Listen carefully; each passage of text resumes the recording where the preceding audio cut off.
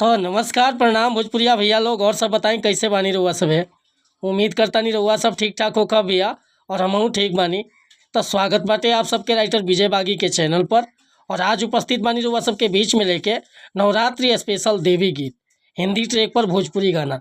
और दिल से बताओ तनी भैया कि अगर नया म्यूजिक बनवा के और बढ़िया ढंग से गायकी कर देता नहीं तो गाना नवरात्र में बच जाए भैया। बहुत अच्छा मैटर लिखले बानी। तो चलिए देर ना करते हुए मैटर के शुरुआत कल जा कि आखिर ये गीत के कैसे गावे के बा, कौना धुन पर ये गीत बा।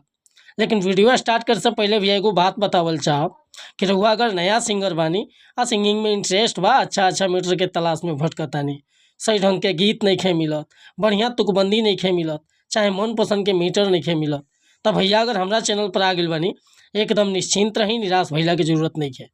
रउआ जैसन भी मीटर चाहत होखब लिखवावे के बड़े भैया बिल्कुल उचित चार्ज पर हुआ के व्हाट्सएप के जरिए गाना मिल जाए।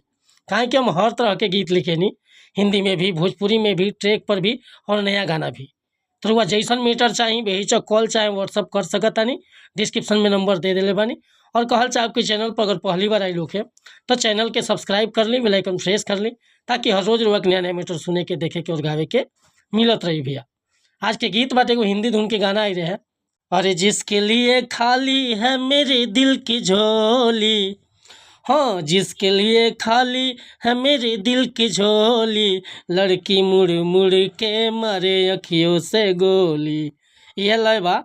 लेकिन देखिए गीत के कैसे गाओ बा कि ओइनी दुआर माई लेके ये गोआस हो, तुरले बदिल माई अपने के खास हो, कि ओइनी दुआर माई लेके ये गोआस हो, तुरले बदिल माई अपने के खास हो, हमके हमके हमके बनाल मोहरी मैया अपना चरने के दास हो, हमके बनाल मोहरी मैया अपना चरने के दास हो, यही दुआरी माई लेके ये गोआस हो, तुरले बदिल माई अपने के खास हो, हमके हमके हमके बनाल मोहरी मैया अपना चरने के दास हो, हमके बनाल मोहरी मैया अपना चरने के दास हो।